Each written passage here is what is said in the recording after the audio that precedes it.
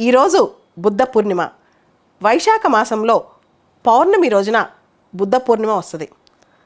ఈ రోజున ప్రపంచవ్యాప్తంగా బౌద్ధ మతం ఫాలో అయ్యేవాళ్ళు, కొంతవరకు హిందూ మతాన్ని నమ్మేవాళ్ళు కూడా ఈ పండుగ జరుపుకుంటారు. బుద్ధ పూర్ణిమకి ప్రత్యేకత ఉంది.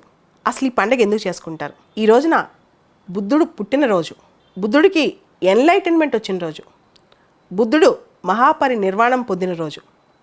ఈ మూడు ఈయన వైశాఖ మాసంలో పౌర్ణిమ రోజున జరిగాయంట.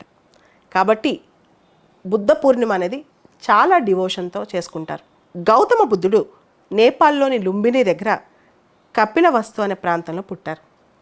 623 623 BCలో. దీని మీద కొన్ని పుస్తకాలు విభేదాలు ఉన్నాయి. జనరల్గా ఇది అగ్రీడ్ డేట్ అన్నమాట. అయితే